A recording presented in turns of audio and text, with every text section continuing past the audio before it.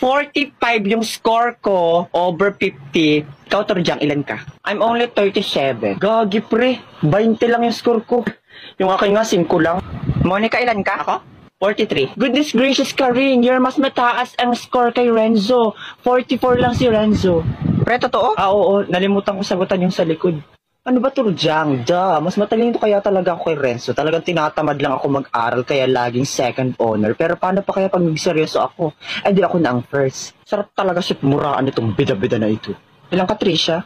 43 lang ako. Bes, 48 ako. 48?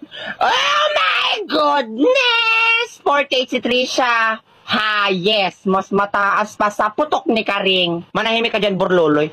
Patingin nga. Oh my God, 48 nga siya, Karing. Napaka-bobo words mo pala eh. Talaga ba, Torjang? Teka, imposible naman to, Trisha. Nandaya ka, no? Hoy, hindi kaya ako nandaya. Sabay kaya kami nag-review ni Borloloy. Napaka-inggitera nito. Tanggapin mo na lang kasi na mas mataas yung score niya kaysa sa'yo. Wait lang, i-check ko. Ma'am, kulang po ng S yung dog niya sa essay. Dapat po plural yon. -5 to dapat. Patingin nga, babang-aw ka na naman eh. Anong dapat plural? Eh, is naman yung ginamit na verb. Huwag kang tanga dyan ha. Hoy, bulwak, ako ang naggawa ng essay niyan. Mas marunong ka pa sa akin. Hoy, akin na yung test paper mo. I-check ko din. Siguradong tama ang sagot ko dyan. Si Torjang kaya nag-check niyan. Talaga ba? Ma'am, tingnan niyo po yung modus ng magkaibigang bayo ko. Diba sabi niya po, mali kapag may erasure? 5 po yung may erasure ni Karing. Tapos, dun po sa essay, mali-mali po ang grammar, pero nilagyan po ng 15 points ni Torjang. Tingin nga, iho. My family is the human and the human is the Ano to? Hindi ko mabasa.